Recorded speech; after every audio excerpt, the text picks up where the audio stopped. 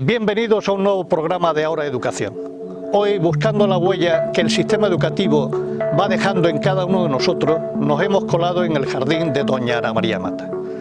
Ana María Mata es una de esas personas con los que los marbelleros de hoy y de mañana tendremos siempre una deuda de gratitud. Una deuda de gratitud porque a través de sus escritos hemos aprendido mejor quiénes somos y de dónde venimos, y también por esa inquebrantable fe en la defensa de la esencia de Marbella.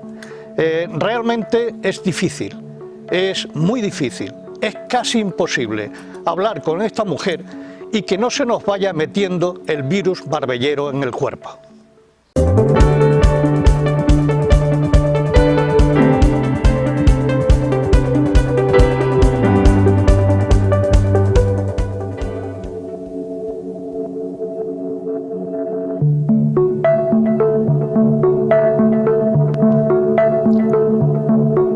Todos los que hemos conocido a esta niña, que ayer hacía teatro con su amiga Ichi y con María Jesús, sabemos que Ana María es un torrente de palabras. Palabras cariñosas, apasionadas, ardientes si se trata de defender su Marbella. Mezcladas de ternura y tristeza si recordamos aquella librería de Matita y Rafaela, donde todos los niños y niñas iban a por su lápiz, su goma y aquellos cuadernos de 2 rayas para adentrarse en el mundo de la escritura, y donde tantos ilustres visitantes buscaban su prensa, sus revistas, sus libros y un rato de conversación.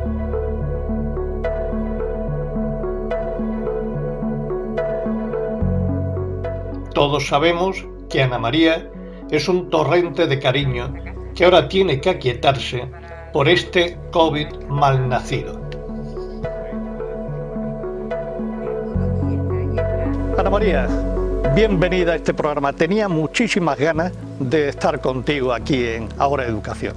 Bien hallado, joven. Si te parece, vamos a dividir nuestro programa en 2 partes. Como una tú primera digas. parte en la que vamos a buscar la huella de ese sistema educativo y una segunda parte en la que hablaremos de las raíces de nuestro pueblo, de nuestra identidad. Muy bien. Porque ya sabes que lo que pretendemos es contagiar a nuestros jóvenes con ese virus marbellero que tú también representas y que nos has metido a muchos de nosotros. Así que si te parece, empezamos por el sistema Muy educativo.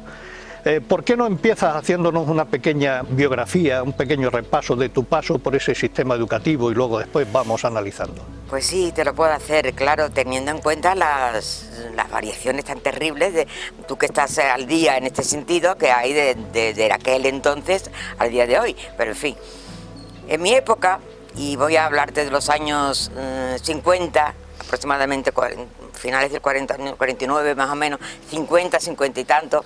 En mi época, la escuela era aquí en Marbella, yo me limito a Marbella, ¿eh? Sí. La escuela aquí en Marbella era pública y no había colegios privados que yo recuerde, y había una serie de profesores, entre ellos las mujeres que yo recuerdo, doña Carola, doña Paquita Carrillo, doña Carola Luque, doña Paquita Carrillo y doña Pepita Cano, 3 profesoras que marcaron aquella época. Y luego porque entonces la educación era separada, es decir, las niñas, claro, a uno, niñas por un lado, niños por y otro. los niños por otro. Y en la parte masculina pues estaban don José Rivera, don José Molina, y había otro más, no me acuerdo del otro tercero, don José Molina, don José Rivera, los más destacados, casi todos.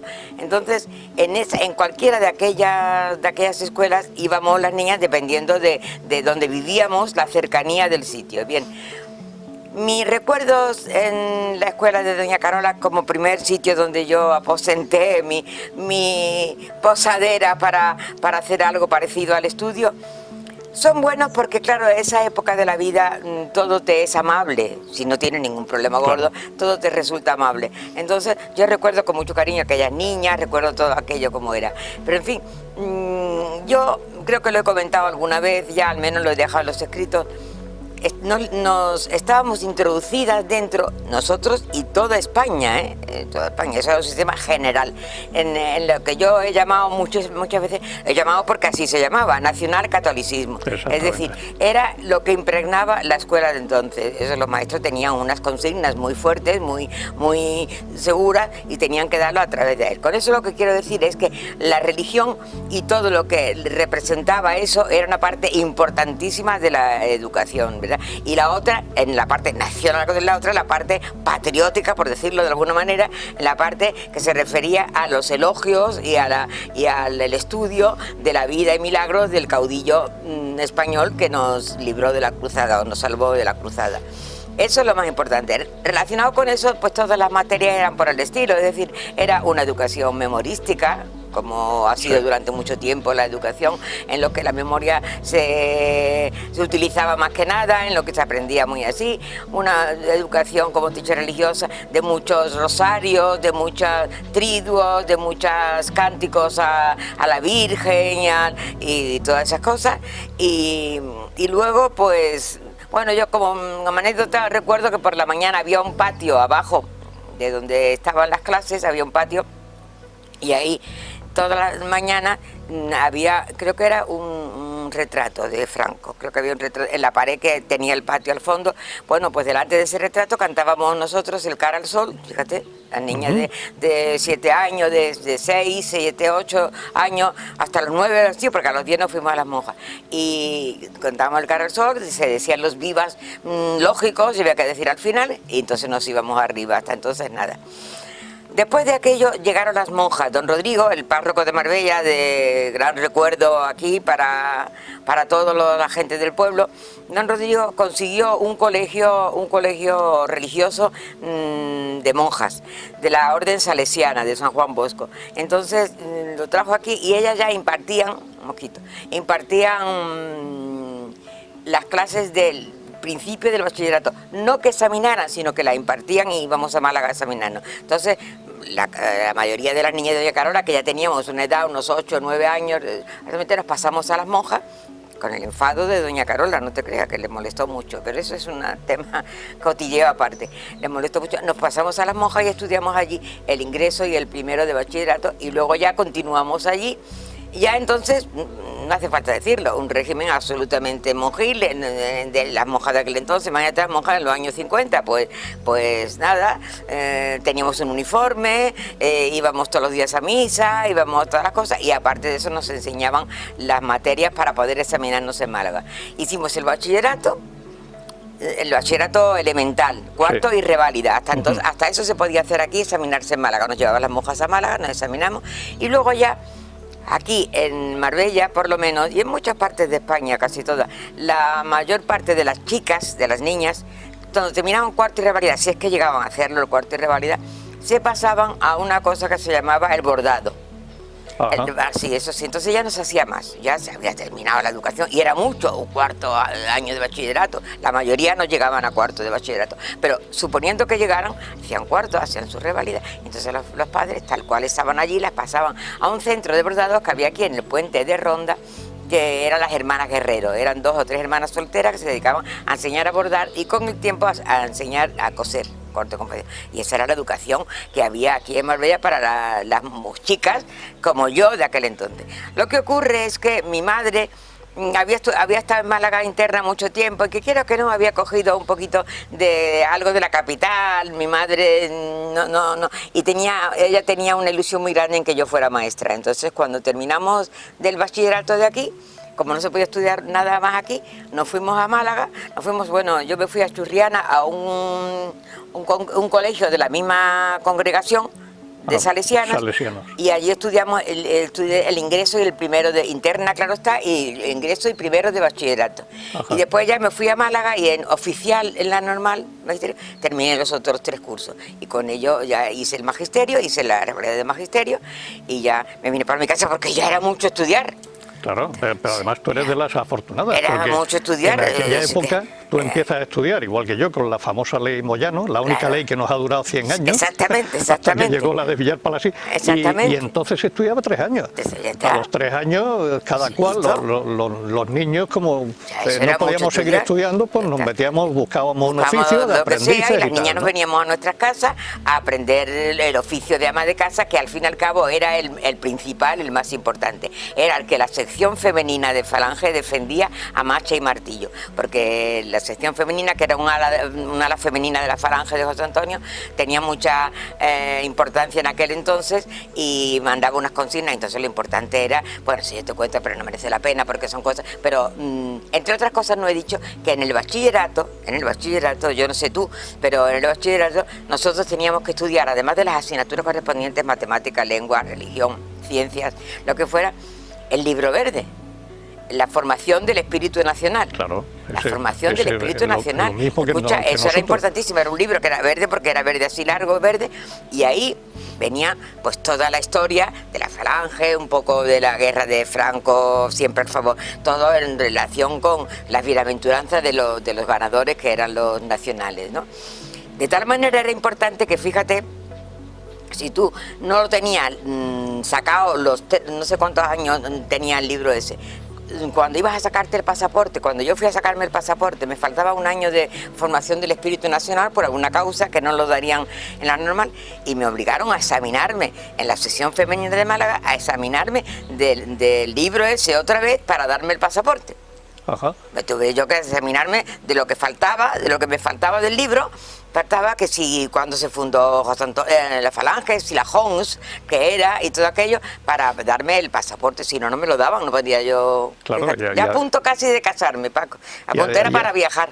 Y además imagino que tendrías que tener también la autorización de tu padre o de tu Hombre, marido. hombre, claro. O de tu marido, porque Y entonces escucha, no había... eso del pasaporte es divertidísimo, la autorización de mi padre. Y luego, como yo dije que era el pasaporte para el viaje, que me iba a casar, entonces, bueno, pues entonces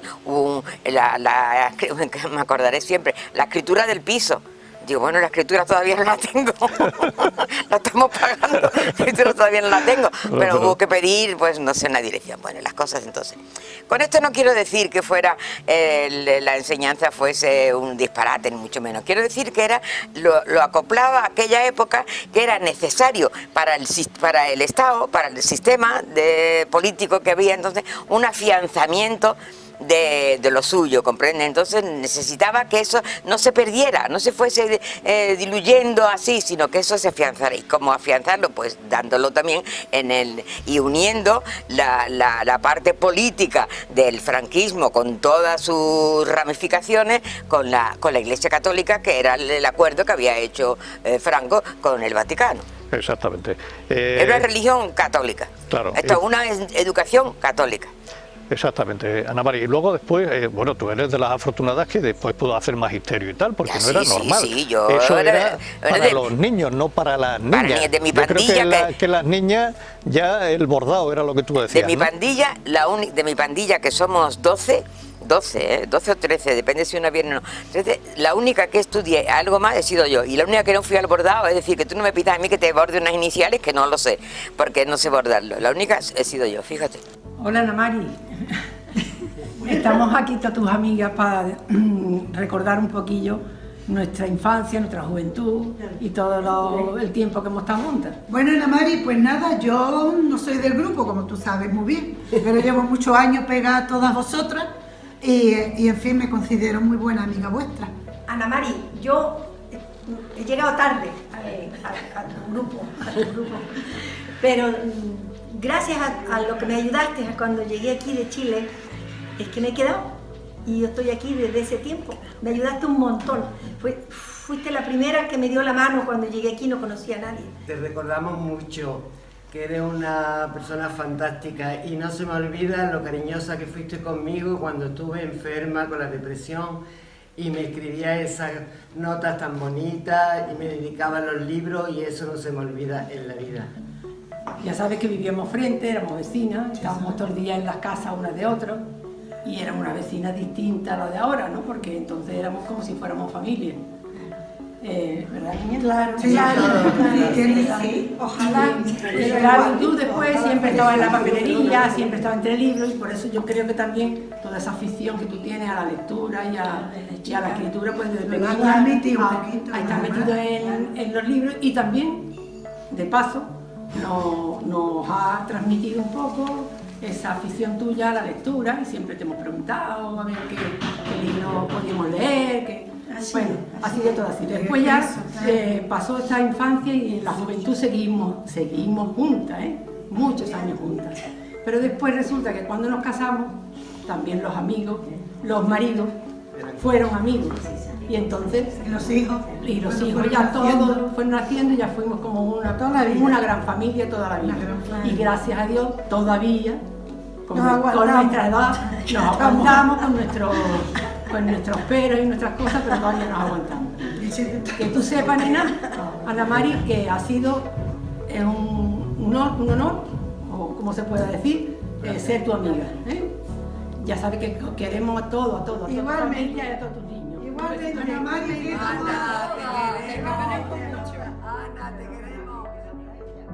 ¿Cómo íbamos nosotros a pensar que esto se iba a convertir en un sistema liberal, por decirlo de alguna manera, y se iba a convertir en una cosa tan democrática y tan diferente a la nuestra, Paco? Bueno, con vuestros hijos los pudisteis ver rápidamente, porque os tuvisteis que enfrentar a unas formas de vida completamente distintas, aceptándolas con la boca abierta, ¿sabes? Y con un miedo, entre comillas, a las noches, a las llegadas, a la salida, a las motos, a los niños, y a dónde estarán y qué estarán haciendo y todo ese tipo de cosas, pero aceptándolos porque no te queda otra, ¿entiendes? Pasa que en nuestro caso, que yo te lo dije, en nuestro caso fue pasar del uno a otro muy tajante. Es decir, pasar de eso, pasar del colegio, de las monjas, de tal, de tener los hijos, pues antes, a tener los niños inmediatamente, todos a salir, a entrar a la hora que fuese, una libertad, comprende, para la que nosotros pues tuvimos que hacer un gran esfuerzo para acostumbrarnos a eso, un gran esfuerzo, claro. Claro. Es cierto además que se contaba aquello de que una mujer inteligente no tenía fácil encontrar pareja. Sí, claro. Y que aconsejaban que una mujer estudiada, como decían entonces, una mujer estudiada era más difícil. Pues ¿por qué? Porque el hombre estaba acostumbrado a hacer eso forma parte del, sin que tú te enfades, forma parte del machismo imperante en aquel entonces. Entonces el hombre estaba acostumbrado a ser el gallito del asunto, el hombre entonces claro, si llegaba una mujer que sabía tanto como él, por no decir más, que podía ser el caso, pero tanto como él en esa cosa, esa igualdad a él le perturbaba, le creaba un complejillo de inferioridad cuando estaba acostumbrado a ser el poderoso. En la casa el que mandaba, el que ordenaba, el que decía, el que hacía las cosas, el que dirigía aquello, ¿comprende? Y entonces en el noviazgo era lo mismo, la misma historia, le gustaba decir, vamos aquí, vamos allá, hacemos esto, hacemos lo otro. Entonces en el momento que llegaba alguien con la que tú no podías ni decir mentirijillas ni cosas de ese tipo, pues ya tú te encontrabas rara. Entonces el hombre mayoritariamente, claro, porque claro, hemos hablado de la mujer, pero el hombre de aquel entonces era por el estilo, es decir, para uno, dos, tres que estudiaran, la mayoría trabajaban en lo primero que encontraban. Claro, además que para estudiar había que irse fuera. Vosotros teníais aquí al menos esa pequeña posibilidad del colegio de monjas sí, y tal, ya está, ¿no? pero si no te tienes que ir irse fuera. Claro, pero para estudiar ya en la universidad te tenías fuera, entonces la mayoría pues se quedaban aquí trabajando en la banca, que entonces había un solo banco, todo el mundo acudía a la banca, trabajando en los bares, trabajando en los comercios, etcétera. ¿Se podía llevar bien en ese tiempo que tú estabas en el colegio y que ya eras adolescente? ¿Se podía llevar bien los estudios, los amores, los amigos en aquella Marbella que iniciaba ese despegue turístico y tal? Bueno, porque imagino que teníais entonces una competencia tremenda por parte de las extranjeras y de las madrileñas. No, aquí, yo he escrito un artículo, aquí lo importante, o sea, lo definitivo en aquella época fue la llegada de las suecas, Paco. Ahí, las suecas. Eso fue lo que marcó un antes y un después. Un antes y un después, pero así, rajatabla. Aquí llegaron las suecas, empezaron llegando a Torremolinos, pero como no eran tontas, la mayoría de las suecas y de los suecos, pues enseguida descubrieron Marbella y empezaron a venir, vieron que había sitios que podían estar, que no eran demasiado, pensaban que era muy caro, y se instalaron aquí. La sueca simplemente tenía la libertad que nosotros tenemos ahora, más o menos, o que tuvimos después, pero al lado nuestro, claro, la sueca era un libertinaje, la sueca era un libertinaje. Entonces, ¿qué pasó? Que la mayoría de los noviazgos de estos eternos, de estos que se eternizaban, que eran 10 años de noviazgo, 12 años de noviazgo, porque no había dinero, porque en fin, así habían las cosas, desde chico, como se solía decir, de novio, empezaron a irse con las... Había un nightclub, quería decir, un sitio de estos de estar por la noche, que se llamaba Jacaranda, y allí era el sitio de encuentro de las suecas y de todos los demás. O sea, los hombres iban porque ahí se veía que estaban suecas, y había montones, venían en tour. Sí. Más nada, venían entonces, chicas monas, rubias, llamativas, ojos azules, llamativas, chicas que no eran despreciables. Claro, pues imagínate a los ojos de un españolito de entonces, acostumbrado a ir de la manita de la novia por la alameda para arriba, para abajo, para arriba, paseándose uno, dos. De presentarle esto de golpe fue un despiporre. Tú no sabes los noviazgos que se rompieron. Porque claro, las mujeres podían aguantar un día, 2 días, 3 días, pero cuando después de una semana no aparecía, lo decían que lo habían visto allí con la sueca y se emborrachaban y todo aquello. Claro. O sea, fue un gran... Ahora, también aprendimos de ellas. De todo se aprende en esta vida si tienes voluntad. Aprendimos muchas, por ejemplo, el bikini lo copiamos de ella. El bikini, porque fueron las primeras que llegaron en bikini. Claro, como el bikini no era una cosa, bueno, no de la noche a la mañana, pero así paulatinamente del bañador con fardita pasamos a un bañador sin faldita, y del bañador sin faldita pasamos a un bikini con el pantaloncito y ya hasta llegar al bikini. Y todo eso copiado, el fumar, lo que se llama la relajación de costumbres. Esa la aprendimos de ella, nosotros. Claro, a la fuerza ahorcan, Paco. Es que claro. no había otra opción. Está o claro. Eso te quedabas en tu casa está tranquilamente claro. Bordando. Que no había otra. Pero además pasamos muy rápidamente de una situación que nada. Pasamos de la noche a la mañana. En las playas yo creo que me contaban que antes había como una soga allí, que las mujeres, los niños, chicos a un sitio y los hombres a otro, ¿no? Eso se rompió. Y os tocó pasar de eso al bikini en poquísimo tiempo, ¿verdad? Y a salir, que nos dejaban hasta las 10 de la noche, nos dejaban a nosotros como muy tarde, y a partir de aquello ya las hijas hablarían con los padres y le dirían, mira que me quedo sin novio. No se lo dirían así, pero mira que esto no puede ser, que tal. Ya venían a las 12, ya, ¿entiendes? Ya poquito, paulatinamente, en el caso de las mujeres españolas, paulatinamente se fue encajando con aquello. Es decir, que nosotros recibimos una lección de educación, vamos a llamarlo así, de educación en aquel entonces, o de moral, entre muchas comillas, que era muy diferente a la nuestra. Y nos fuimos adaptando porque, claro, era lo práctico, no había otra manera. Claro, pero en la vuestra no había ningún tipo de educación afectivo-sexual, ni nada por el estilo. No había ni educación. Mira, el sexo era pecado y tabú. O las dos cosas a la de un tabú. El sexo no se tocaba nada más que para confesarte en el hecho que te habías dado un beso en la boca con tu novio. Eso era el sexo que se podía tener entonces, confesarte en el confesionario, quiero decir. Y eso ya era mucho, ya. Por eso te tocaba, por lo menos te tocaba 25 Padres Nuestros o algo así. Bueno, y me han contado incluso que alguna gente pensaba que darse un beso y se quedaba embarazada, que se quedaba embarazada, entonces eso, claro.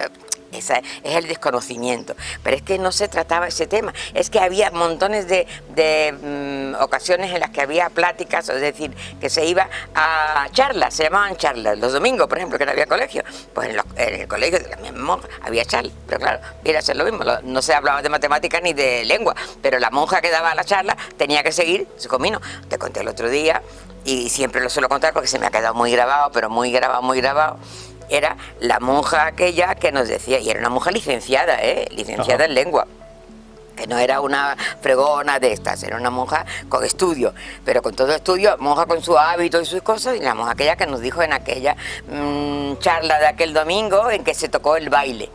El tema era el baile, qué era el baile significaba para nosotros. Entonces ella dijo que no nos mintiéramos, que la música no nos importaba, que lo que nos importaba era el agarramiento. Ella decía el estar junto a la pareja, y la aproximación a la pareja importaba. Entonces, que si verdaderamente nos importaba la música, solamente porque no bailábamos con un escobón.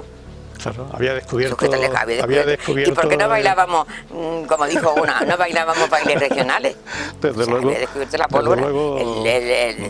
Desde luego tuvimos no sé cómo salimos adelante nosotros, no sé cómo... No, cómo saliste adelante y cómo cambiaste y cómo cambiamos esa mentalidad de tan registro. rápidamente. ¿Cómo cambiamos de registro? Ana Mari, ¿acabaste magisterio? Sí. Pero nunca ejerciste, ¿no? No, que he hecho sustituciones, algunas sustituciones, pues en el ECO hice algunas cuantas, en otro colegio, pero no ejercí, Paco, porque yo terminé magisterio, me casé y empecé a tener niños, yo siguiendo el procedimiento habitual de mi momento, que yo no me saltaba todo a la... No tener niños, ya te digo que yo me quedé embarazada a los 3 o 4 meses y ya me parecía tarde, ya iba yo a ir al médico, tú escucha esto, y entonces 1, 2, 3, 4, claro, con 4 hijos era difícil hacer las oposiciones porque claro, a mí no me iban a dar Marbella, eso era dificilísimo, yo sabía el sistema cómo era, te iban a dar un pueblo de donde te tocara y luego tienes que estar allí 2 años para pedir el traslado y todo aquello, ¿verdad? Entonces a mí eso no me interesaba desde ningún punto, quién cuidaba a mis hijos, quién se iba, no me interesaba ni del económico ni del de pareja, de familia, no lo hice nunca, entonces luego pero yo en el fondo no es que no tuviera vocación didáctica, mi vocación de enseñanza siempre la tuve, pero yo tenía unas aspiraciones, yo era muy creída, entonces interiormente, aunque no lo dijera, yo y eso es uno de los, ¿cómo se llama esas cosas? Traumas que se tiene ya a estas alturas, ni lo tengo, pero enterrado. Pero tengo 2 traumas sin conseguir. Uno de ellos, aprender inglés, bien, hablar inglés. Ese es el de todos los españoles. De casi todos de nuestra edad, de todos los españoles de casi todos edad. los españoles de nuestra edad, por eso me siento reconfortada con eso. Y el otro es el de haber trabajado en una universidad. Ajá. La ilusión. Oye, pero llegaste a la vida universitaria. Llegué a la vida universitaria. ¿Y esa universidad qué significó para ti? Porque ya tenías tus hijos. Yo tenía mis 4 hijos. Mis 4 hijos van al colegio, no venían hasta las 6:30 de la tarde, de las 7 de la tarde. Entonces tenía posibilidades, tenía una mujer que me hacía... Esto hay que decirlo, porque un marido que lo aguantaba, que le gustaba, incluso le llamaba la atención, y una mujer que me ayudaba. Y yo me iba por la mañana, iba un día sí, otro no. Además tiene que ir a Málaga, hubiera sido Marbella, hubiera sido muy fácil. En un momentito voy y vuelvo. Pero tenía que ir a Málaga, por las carreteras de entonces, con un 600, que luego se convirtió en un 4L, pero que al principio era un 600, no te vayas a creer que yo llevaba un Porsche o un BMW. 600, pues yo iba a Málaga tan feliz, tan a gusto. Entrar en la universidad, eso es de esas cosas que tú idealizas en tu mente sin siquiera racionalizarlo. Lo idealizas y te hace la ilusión de que si yo pudiera entrar a la universidad, que no puedo entrar, qué pena, que nada. Además, cuando yo terminé magisterio, en Málaga no había universidad. Yo no hubiera podido entrar entonces porque en Málaga no hubo universidad hasta un poquito más tarde. Hasta después, sí, entonces, ¿verdad? Ya cuando llego a la universidad, ¡ay, qué sensación de placer de no haberlo tenido! Paco, las cosas se hacen así. Mira, un día íbamos a Málaga al cine, dos amigas y yo, al cine, y simplemente dicen que se puede entrar con una carrera con magisterio o bachillerato superior, se puede entrar en la universidad directamente. Digo, no, eso no será verdad. Y me fui a la secretaría de la universidad que estaba donde yo luego estudié, estaba en el colegio de San Agustín, y pregunté en la taquilla aquella, pero de paso que compraba pasteles y hacía mis cosas de Málaga, pregunté, ¿se puede entrar? Y dice, sí, usted puede entrar. ¿Usted que es maestra? Sí, ¿tiene el título? Sí, lo tengo, tal. Te puede entrar directamente. Mira, me vine aquí a mi casa y desde entonces no tenía otro objetivo en la cabeza, nada más que entrar a la universidad. Y entré, presentéme. Ahora vamos a seguir hablando un poquito de la universidad, pero primero vamos a abrir una pequeña pausa publicitaria, es lo que tenemos que hacer. Ya sabéis que a la vuelta vamos a continuar con esta interesante entrevista.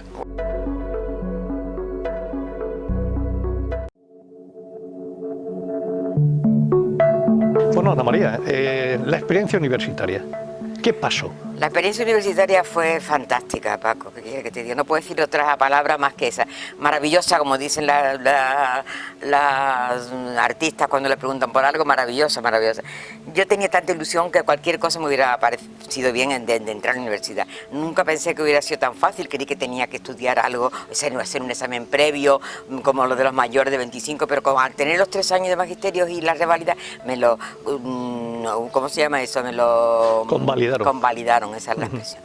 Total, Mira, yo encontré allí amistades extraordinarias. Hombre, profesores de todo tipo, mejores, peores, regulares y buenísimos. Y un ambiente que era el que yo deseaba. O sea, yo sé que algunos de ellos eran protestones y pensaban que la universidad, bueno, pues estaba masificada, que si tal, que si no tenía... Yo encontré... Era todavía una universidad franquista en aquel momento, o sea, quiero decir que Franco vivía cuando yo empecé a estudiar. Vivía, pero le quedaban muy pocos años ya, estaba en los últimos, ya había muchos movimientos de estos, de en contra y tal. Y a mí me gustó mucho aquello, yo me gustaba estudiar, no me costaba trabajo estudiar, además al ser mayor, aunque había mucha gente mayor, yo me llevé una sorpresa muy grande, porque había, hombre, mucha gente, la mayoría eran de su año normal, claro. Pero había un señor que tenía 70 años, Manolo, no se me olvida, y que se examinó de todas las asignaturas, y por lo menos el primero y el segundo lo hizo, lo demás yo ya lo perdí de vista. Quiero decir que había gente que se lanza, y a mí me gustaba mucho, me gustaban las conferencias, me gustaban lo de los profesores, me gustaba la charla en el bar con los alumnos, me gustaba hasta ir a Málaga en el coche, me gustaba. Porque era una cosa soñada, es como si de pronto a ti te dice, mira, tú das toda la ropa que tienes, yo que sé, lo que más desee tu reloj, más desee tal, algo a cambio de que sepas hablar inglés, por lo menos hablarlo aunque no lo hable con una gran pronunciación. Pues inmediatamente doy lo que sea, ¿comprendes? Porque es una cosa que tienes ahí metida como que no has sabido hacer, no has podido, pero tú lo piensas como que no has sabido hacer. Entonces yo dije, bueno, pues hago esto, y si hago una asignatura, 2 asignaturas este año, y si hago... Yo hice, el primer año hice 3 asignaturas porque no me matriculé, entonces se podía matricular por asignatura. No me quise matricular por miedo. El segundo año cogí el resto de las asignaturas, después todo, segundo entero, tercero entero, todo, cuarto entero, quinto entero, todo. Ya te dije, hice el doctorado y el CAP. Qué felicidad, qué bien estaba yo en la universidad. Además, me daba tiempo a todo, Paco. ¿Cómo me daba tiempo a mí a venir de Málaga? Organizar mi casa y hacer el planning para el día siguiente, para la chica, para que sea, ir a comprar cosas que faltaban, porque a lo mejor faltaba aquella tarde, todavía. Y luego me daba tiempo hasta escribir en el periódico. Yo escribía, yo por la noche pues me daba tiempo, entonces acababa de abrirme las puertas del sur, San Cajigas, el director, me llamó, y entonces yo no quería perderlo, y yo escribía, me daba tiempo, era una gran felicidad. Creo que estuviste en una especie de seminario de la mujer que... luego que después cuando en tercero, ¿no? En cuarto, me metieron unas cuantas, y yo dije que sí, en el seminario interdisciplinario de la mujer, que era, pues lo que la palabra lo dice, un seminario donde se analiza el fenómeno de la mujer de muchos diversos aspectos y todas las capacidades que tiene y todos los traumas que puede tener y todas las incompatibilidades. Y me metí y ahí estuve, bueno, la mar de años después. Lo que pasa es que, claro, había que ir a Málaga y el seminario, las reuniones se hacían muy tarde, y ya cuando estuve 3 o 4 años después de venirme a Marbella, de terminar de todo, ya no tenía más nada que hacer, el CAP, el doctorado, todo. Ya ir a Málaga a las 9 de la noche en invierno lloviendo y todo eso era muy arriesgado, entonces ya lo fui dejando y lo hacía desde aquí, mandaba los escritos desde aquí, escribía las cosas desde aquí. Tratábamos mucho la vida de la mujer, las mujeres importantes, era feminista, indiscutible, pero no agresivo, no porque yo estuviera, sino simplemente porque era así. Era universitario y tenía unos parámetros muy marcados para que fuese así, racional, ¿comprendes? Y viendo el camino que había tomado la enseñanza de la mujer y los caminos que podía tomar y tal, que no era un enfrentamiento con el hombre, yo fui muy feliz, ¿qué quieres que te diga? Muy feliz. Ana María, si te parece, vamos a entrar un poquito también ahora en la segunda parte. Vamos a hablar un poquito de esta ciudad de Marbella. ¿Cómo llegas, cómo fue despertando en ti esa vocación de escritora, esa pasión por los temas de la ciudad? ¿Eso era influjo de alguien? ¿Era algo que tú llevabas dentro ya? Si es influjo de alguien, no te puedo decir quién, porque el análisis no me ha dado el nombre de nadie. Sí te puedo decir el día y el momento en que yo escribí el primer artículo, el momento que vine... Yo no había escrito nunca, me refiero en el periódico, yo había escrito cartas, cositas en los colegios con las monjas, en fin, esas cosas, redacciones y cosas de estas que se escriben. Siempre me había gustado mucho escribir, me habían dicho tenía el aval de que me había dicho algún profesor, tanto en la universidad como incluso en el bachillerato, que la redacción de mi examen me valía un punto.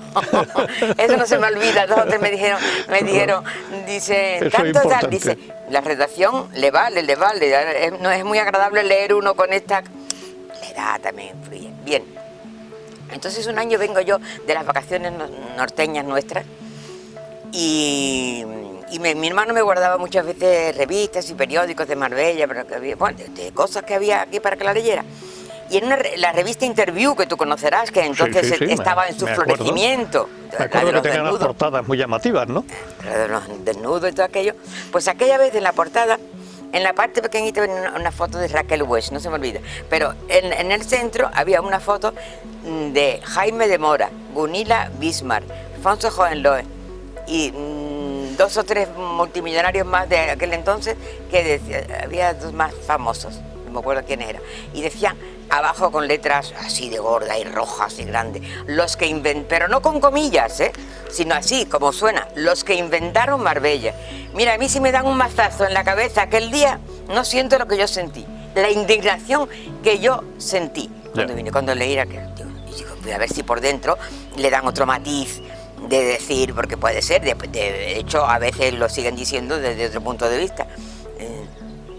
Si hubieran dicho los que descubrieron, por ejemplo, pues mira, sí, lo han descubierto, porque yo he puesto muchas veces que Ricardo Soriano la descubrió, él vino aquí y la descubrió. Pero inventar, como yo dije en el artículo, me puse yo poco fina, hay que ver cómo me salió a mí aquel artículo en un momento. Me puse a la máquina de escribir, y dije que inventar, según la Real Academia Española, era sacar de la nada, crear. Sacar de la nada, y que Marbella nadie la había sacado de la nada, que por favor un respeto, vamos, esto ya he dicho en 2 páginas tenía que decir que no estaba yo dispuesta a creer. Mira, con todos mis respetos para la gente que había llegado y que había venido y que nos había dado un lustre muy grande, todos mis respetos, yo lo comprendo, no es que yo quisiera echarlo, ni Dios me libre, ni mucho menos, yo estaba a gusto como todo el mundo, pero de eso a que vengan, nos aplasten y nos digan que nos han tenido que inventar porque nosotros no éramos nada, hombre, en Marbella había un sustrato de pueblo, de población rural, que tenía, no solamente era como han seguido diciendo, y Fernando Alcalá, el pobre, y yo, venga a luchar contra eso. El pequeño pueblecito de pescadores, ¿no, señor? Era más agrícola que de pescadores, pero se le metió en la cabeza eso a alguno de ellos y quedaba muy bien como frase, pequeño pueblecito de pescadores. No, había una de esos de pescadores, pero había una gran cantidad de agricultores que tenían campos y tenían sembrado y tenían, se autoabastecía ella de sus propias cosas y daba Ojén y daba Istán y daba todo sitio. Mira, me indignó, ese fue el primer artículo. Y a partir de la indignación empecé yo ya a observar con más cuidado las cosas de Marbella, porque decía, pero es que no hay derechos, somos tontos, estamos aquí, nos están hundiendo sin venir a qué, porque nosotros no hemos hecho nada, los hemos recibido con mucha, llevar cariño, por lo menos respeto a toda esta gente, porque tienen que venir ahora a pisarnos. Una cosa es que vengan, que ganen dinero, porque aparte de que nos hayan dado a nosotros también el aval de la fama, ellos han ganado dinero, todos, como yo dije dentro en el artículo, todos se han beneficiado de eso, todos, cada uno a su manera, el uno en el Marbella Club, la otra haciendo propaganda, saliendo en la revista, digo todo, pero eso no. Y entonces yo ya me fui y empecé a buscar las cosas de Marbella, a ver dónde estaban y qué pasaba, y busqué el patrimonio, entre comillas, el patrimonio, a ver cómo se podía sacar para afuera, y poco a poco siempre había gente que me ayudaba, o sea, que estaban en esa misma línea, había algunos que comentaban, charlábamos, comentábamos, como yo seguía escribiendo, pues ya eso es una cadena, una cosa lleva a otra, una cadena y se pone ya hasta el día de hoy. Hasta el día de hoy todavía sí veo que dicen los que inventaron Marbella, que no lo dicen hace poco en el Log se llama, El Mundo del Domingo, tiene una página que se llama Log no sé qué, que es de sociedad. Y entonces volvían otra vez a venir y uno, utilizando, claro, cogería a lo mejor incluso una revista de aquel entonces, venían a decir otra vez, toda esta gente que fueron los que hicieron, en este caso decían hicieron, pero me da igual, es una palabra que tampoco me gusta, hicieron, no se hizo, Marbella estaba hecha, señores.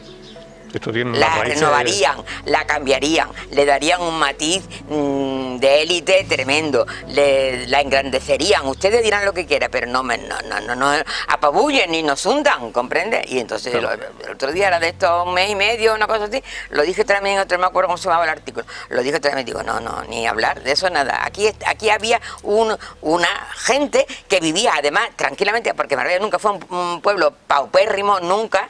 Vivía como todos los pueblos españoles de la posguerra, Pablo. Pablo, digo yo, Paco. Pablo es mi nieto, que tengo. No pasa nada. Es mi nieto el nombre. Vivíamos como podíamos, cada uno. Había una pequeña línea de comerciantes, había los pescadores, estaban los agricultores, estaba la gente, y vivíamos felices y contentos. También, yo en mi infancia, que todavía no había venido el boom, yo no recuerdo de haber tenido nunca ni hambre, ni necesidad de cosas, ni pena porque me faltaba algo, ¿entiendes?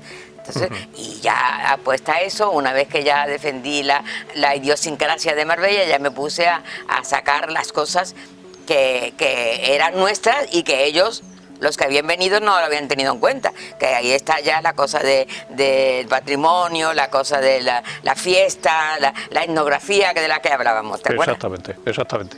Y que me parece que tenemos que darle todavía un tenemos empujón todavía, más importante. claro, porque, tenemos que darle importancia, claro, tenemos que darle, porque eso está ahí, eso no se debe perder, porque no hay derecho que nuestros bisnietos, nuestros nietos, nuestros bisnietos, nuestros tataranietos, los que sean, después nada más que conozcan los edificios altos, las cosas grandes, así apabullantes, hechas del turismo. Todo eso está muy bien, pero Marbella antes de eso era un núcleo humano con una identidad. Una identidad, y esa identidad tiene que aunque sea un núcleo pequeño, pero tiene que reconocerse. ¿Tú crees que existe todavía ese alma de Marbella, esa identidad de Marbella? ¿Crees que eso es reconocible todavía, o en esta mezcolanza en la que Hombre, nos hemos convertido? Seamos sinceros, Paco, seamos sinceros y realistas. Se ha perdido mucho, pero claro, y la gente, las generaciones nuevas, pues no tienen ganas de complicarse la vida, les gusta la vida cómoda, la vida fácil, la vida que le ofrecen y todas esas cosas. Y lo otro es más difícil, porque claro, lo otro tiene muchos agujeros negros, como yo digo, es decir, cosas que se pueden hacer. Tú sabes que siempre estamos hablando, los que escribimos, ¿por qué no se arregla el trapiche? Cuando Porra Frita el trapiche va a hacer algo, se va a hacer algo ahí, se va a hacer la residencia, se va a reformar, se va a hacer algo, pero no que se está cayendo a trozos, se va a caer el Hospital de la Trinidad, que dicen que lo iban a arreglar, ya dijeron, pero ahí está el Hospital de la Trinidad, con sus arcos, con sus cosas, y ahí está, que se muere también de risa. Entonces, todo ese tipo de cosas pues están ahí, y hay una dejadez por parte de quienes nos mandan, que hay otros problemas que lo van dejando y es una lástima. Pero claro, yo conozco un grupo de gente grande preocupadas por eso. Lo que pasa es que se acomodan, porque ¿qué van a hacer? No nos vamos a poner con una pancarta. Bueno, está el asunto ahora para ponerse con una pancarta por mitad de la calle diciendo defendamos el patrimonio, vamos a hacer. No se puede hacer, pero en pequeñas cantidades lo hacemos lo que podemos, en la tele, en el periódico, en donde nos preguntan, ¿comprenden? Hombre, a mí me gustaría, porque creo que la escuela es un buen lugar para que pudiésemos fortalecer nuestras raíces. Eso es una cosa. Y sí me gustaría acercaros a vosotros. De hecho, acercaros a vosotros, porque vosotros habláis con esa pasión que ya lleváis dentro, y esas emociones. Creo que claro, acercarlas a nuestros alumnos sería muy beneficioso para fortalecer nuestras raíces. Esa es la cosa, que yo siempre dije, a partir de aquel artículo y cuando ya iba yo a dar charlas y tal, que me llamaban, siempre dije que venía desde la educación primaria, desde los niños, tenían que conocer un apartado que fuera, no me pongo yo que sea una enciclopedia así, ni que venga una lección de la historia de Marbella. No cuesta trabajo, eso es un apartado en la historia, en sociales que le llamaban, o no sé si le llamarán todavía, sociales, apartado en el que viene lo básico de la historia de Marbella. Entonces los niños conocen, porque si no, los niños de hoy día, con este ajetreo del mundo y estas cosas, y más las maquinitas, más las cosas de los ordenadores, se limitan a su pequeño mundo y no salen de ahí y no conocen. Yo te digo a ti que si tú a un niño de hoy día, de 10 años, que digo 10, de 12 también, y de 14 también, por desgracia, le pregunta por el convento de la Trinidad, no tiene ni idea, de eso ni idea, el trapiche ni idea, te dicen que no tienen ni idea de lo que sabe, el convento de donde está ¿cómo ¿cómo se llama este? El Museo de Arte Contemporáneo, tampoco, que era el antiguo Hospital Bazán. El Hospital Bazán. El Hospital Bazán, tampoco.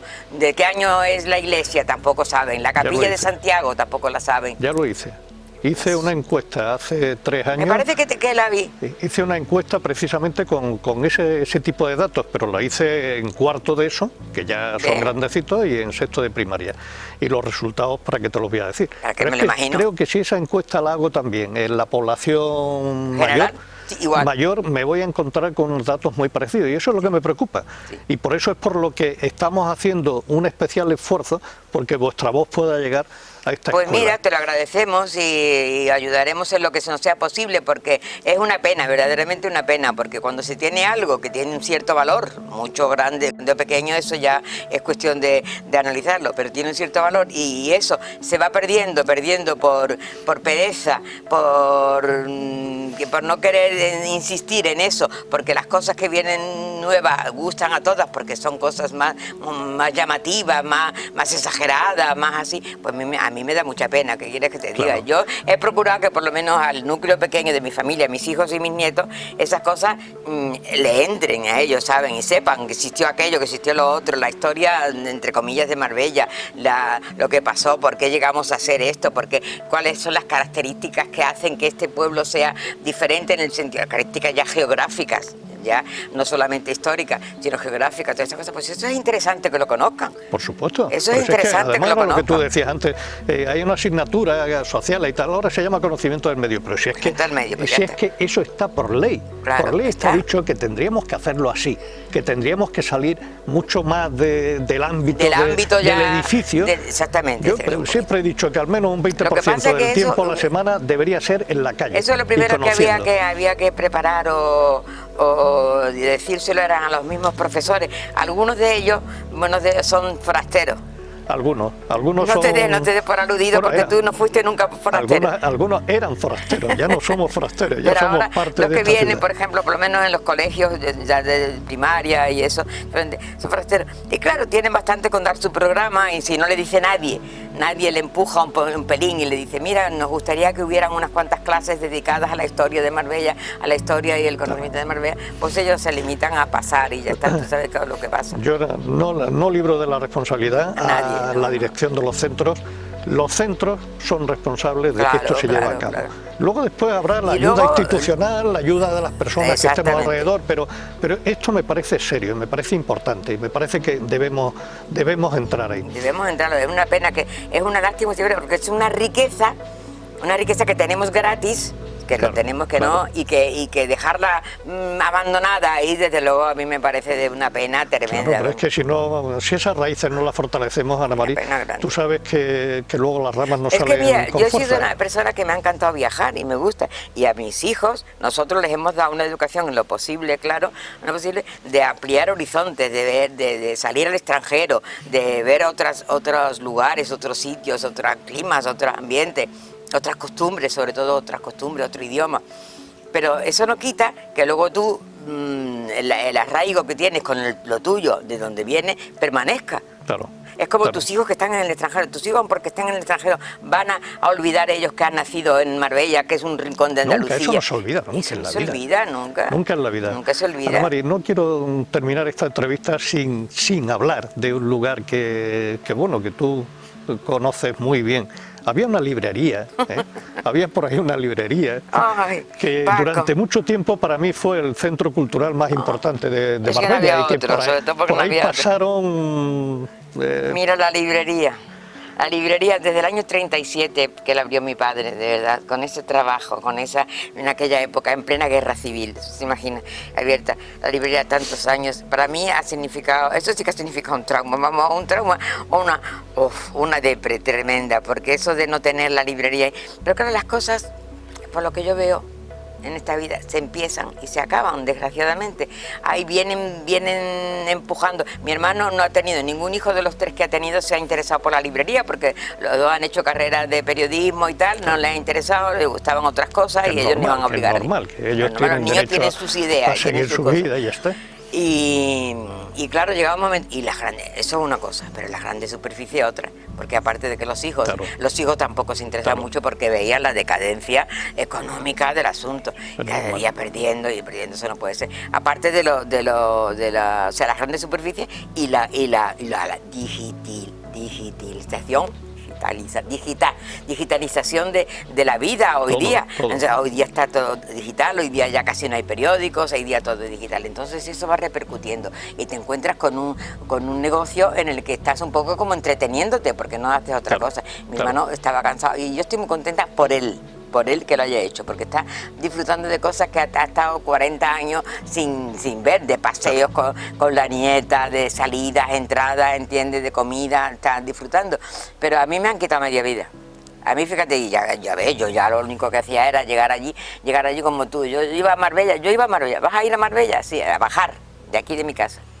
Sí, pero yo iba a bajar a Marbella era ir a la librería, soltaba el bolso, dejaba aquello allí, hablaba con mi hermano, hablaba con Leonor, miraba los libros, recogía, siempre me venía con 1 o 2 libros siempre me veía, con 2 libros por lo menos me venía. A los 2 días, como mucho un día por medio, yo voy a la librería y dejaba allí, y ese era mi centro neurálgico, era mi núcleo, era mi todo. Y yo cuando bajo, como que te bajo poquísimo a Marbella, Paco, porque pasar por allí y ver aquello así es de verdad una tristeza tan grande. Ha sido un golpe fuerte lo de la librería. Porque además es que no hay otra. Claro. Porque si hubiéramos ido... Está FNAC en la Cañada, pero es otra cosa. FNAC es un almacén, es una gran superficie. Es un almacén donde venden desde televisores, pasando hasta por cafeteras. Porque yo voy y las veo, ¿entiendes? Y otro sistema diferente de venta, completamente distinto. Totalmente distinto. Ya está. Y luego, pues claro, encontrarme en un pueblo como este, con tanta ínfula de ser Marbella, cosmopolita y tal y cual, y ver que no hay ni una librería siquiera en el centro de Marbella. Es una pena. Es una pena. La verdad que aquello fue una historia que todos los marbelleros con los que he hablado, todos recuerdan exactamente la importancia que tuvo. Todos han pasado en un momento, por la librería. El abastecimiento de todo. Desde los cuadernos escolares hasta los libros. Los lápices, los sacapuntas, la tinta, todo lo de papelería y luego los libros, claro, la prensa, todo.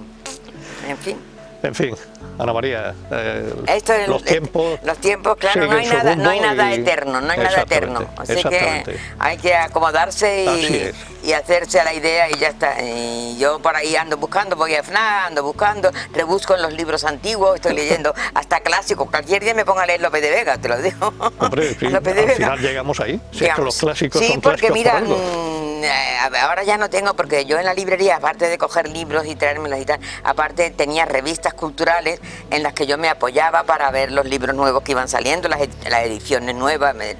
Bueno, pues estaba el Cultural, estaba Mercurio, había el Que Leer, unas cuantas revistas. Ya no las tengo, entonces ahora estoy muy despistada en cuanto a literatura recién salida, ¿entiendes? Muy despistada, porque claro, tú llegas a Nago, llegas a un sitio y miras aquello y lees el dorso, la parte de atrás, pero eso no es suficiente para ver si un libro tiene algo que te atraiga, ¿entiendes? Y me traigo montones de libros que luego no me gustan, ¿entiendes? O sea, que no son libros, no es lo que yo creía, pero en fin, ¿qué le vamos a hacer?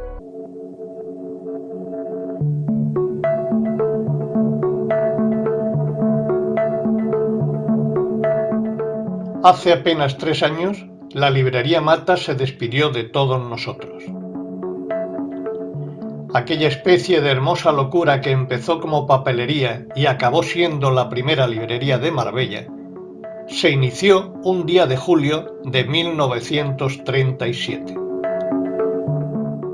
Para muchos de nosotros, la librería ha sido un símbolo cultural. Como dice la propia Ana María, una lucecita siempre encendida que animaba a su gente a introducirse en el mágico mundo de la lectura, un universo donde lo real pierde fuerza para que triunfe la imaginación y la fantasía.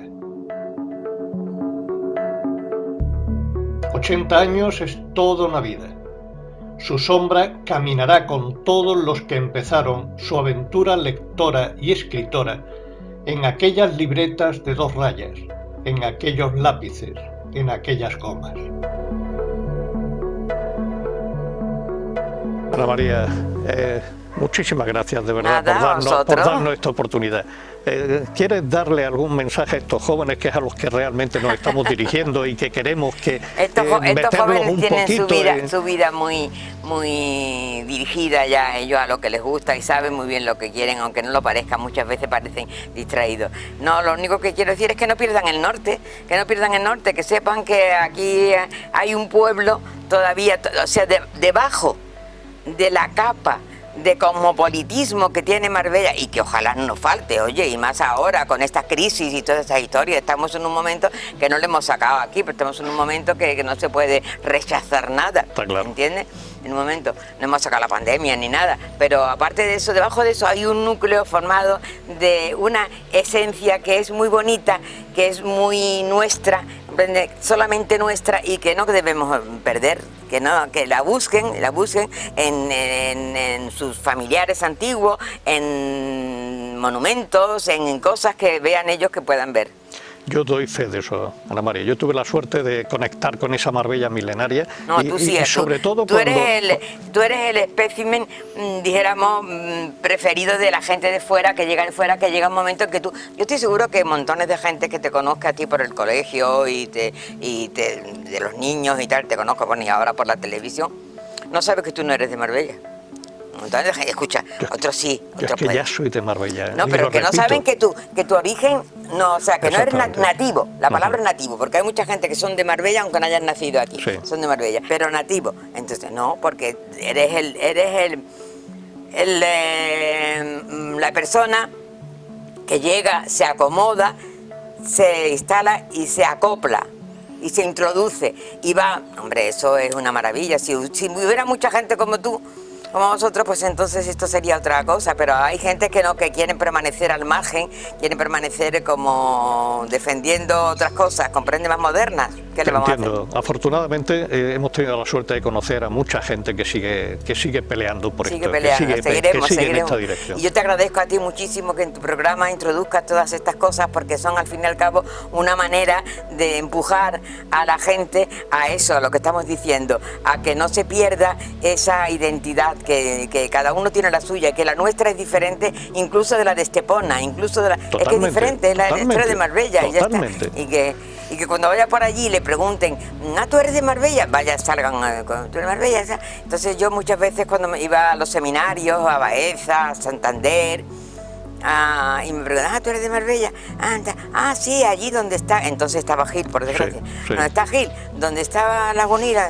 Digo, mira, esos estarán, pero yo no soy de esa Marbella, ¿eh? Digo, no, yo no soy de esa Marbella. Esa Marbella es una parte que tenemos, es un grano que nos ha salido ahí aparte y que la tenemos que aguantar, pero no. Encima tuvimos que soportar lo de Gil. Es que también nos ha caído cada... Bueno, cada pueblo elige en un momento determinado lo que estima y lo que cree, lo que piensa. Exactamente. Y eso de dejarse llevar por los cantos de sirena es muy humano, no se le puede tampoco atacar. Totalmente. Gracias por el programa. Gracias a ti por el tiempo que nos has concedido. Ay, por favor, encantada. De verdad. Y a ellos, gracias a todos. Bueno, hasta aquí nuestro programa de hoy. La próxima semana volveremos con nuevos temas y nuevos protagonistas. Hasta entonces, que tengáis una feliz semana.